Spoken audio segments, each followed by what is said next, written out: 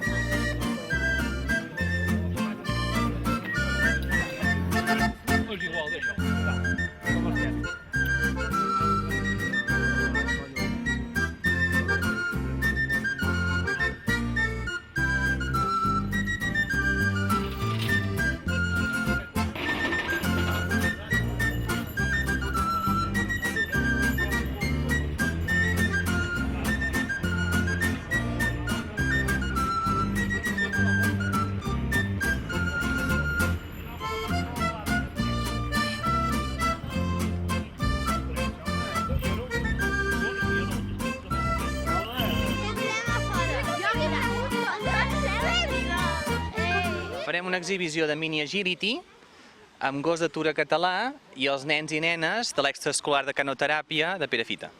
Sí, hi ha 10 proves, hi ha 10 obstacles per superar. Hi ha la passarel·la, la rampa, uns quants salts, el túnel, eslàlom, el gos va saltar per sobre de 2 nens. Sí, hi ha uns quants obstacles, sí. El tema aquest de canoteràpia aquí a Perafita és el primer any, però sí que hem fet altres extraescolars a la Plana de Vic i això, i hem fet activitats en centres de teràpia infantil i en centres oberts i activitats aquestes per motivar els nens i perquè estiguin contents i estiguin estimulats i superin alguns problemes o dificultats, i els cursos és una cosa que ens hi ajuden molt. Vale, ensenyar els gossos? Vale.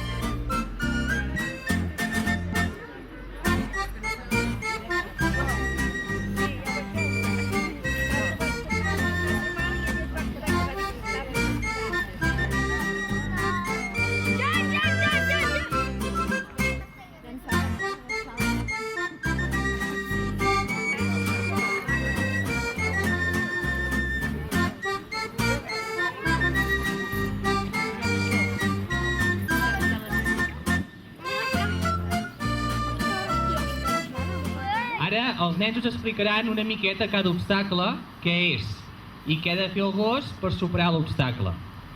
Començarem per en Guim. Hola, Guim. Hola. Què és aquest obstacle que tens tu? Un aro. Què ha de fer el gos? Passar per dins. I quina paraula li diem perquè ho fagui? Hop. Què tenim aquí? Passarel·la. I què ha de fer el gos? Pujar. Què tenim aquí? L'eslàlom. És fàcil l'eslàlom? No. I què hi diem al gos perquè passi per aquí al mig? Zig-zag. Zig-zag. Un salt de llargada. I què han de fer els gossos? Saltar a la manta? Sí, amb un nen estirat. Saltar. Bé. El 6 i el 7, veniu tots dos cap aquí, que és el mateix. Què és el 6 i el 7? Què hi farem aquí? Saltar. Però el pal és a terra, com s'aixecarà aquest pal? 2 nens el tenen que aguantar. Una rampa. I què ha de fer el gos aquí? Pujar. Passar per dintre. Però com ho fa? D'empènyer la lona o què? Sí. I quina paraula hi diem perquè passi cap a dintre? A dins.